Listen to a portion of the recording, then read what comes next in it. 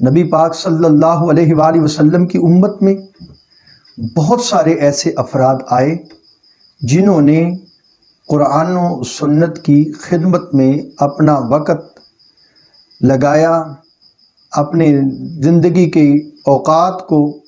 قرآن اور حدیث کی خدمت کے لیے پیش کیا۔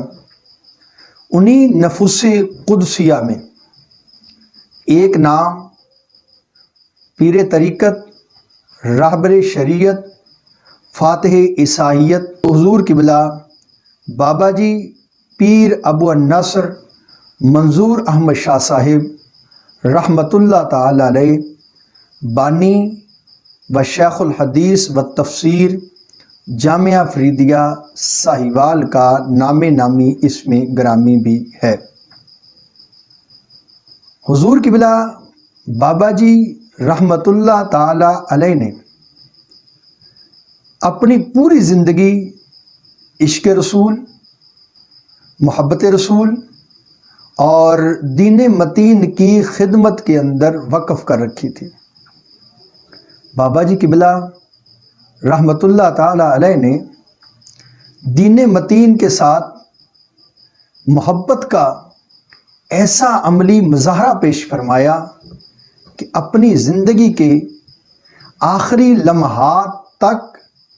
آپ دین کی خدمت کرتے ہوئے ہمیں نظر آتے ہیں۔ اللہ تعالیٰ نے بابا جی قبلہ رحمۃ اللہ تعالی علیہ سے دین کے لیے جو کام لیے، ان میں ایک اہم کام قرآن مقدس کی تفسیر لکھنا ہے۔ بابا جی قبلہ رحمۃ اللہ تعالی علیہ نے اپنی زندگی کے آخری ایام میں قرآن مقدس کی تفسیر نور القرآن کے نام سے تحریر فرمائی۔ تفسیر نور القرآن اپنی جامعیت اور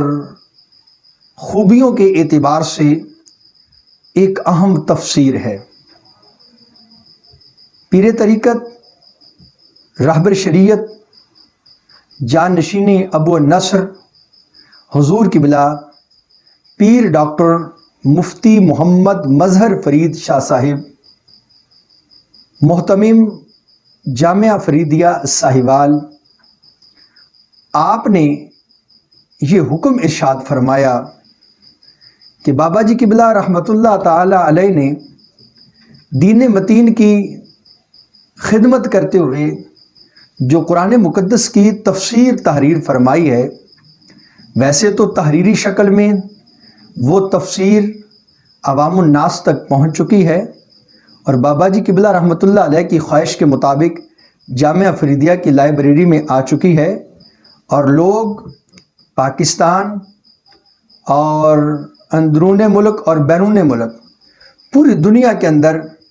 اس تفسیر سے استفادہ کر رہے ہیں۔ وہ تو تقریری صورت میں ہے، تو کیوں نہ ایسا کیا جائے کہ سوشل میڈیا کے ذریعہ بابا جی نے جو الفاظ تحریر فرمائے ہیں، ان الفاظ کو بطور تقریر عوام الناس تک پہنچایا جائے، اور جہاں پر لوگ تحریر کے ذریعہ بابا جی کی تفسیر سے استفادہ کر رہے ہیں، وہاں پر تقریری صورت میں بھی لوگ جو ہیں وہ بابا جی کی اس تفسیر سے فائدہ اٹھا سکیں۔ آج سے ہم یہ ڈیوٹی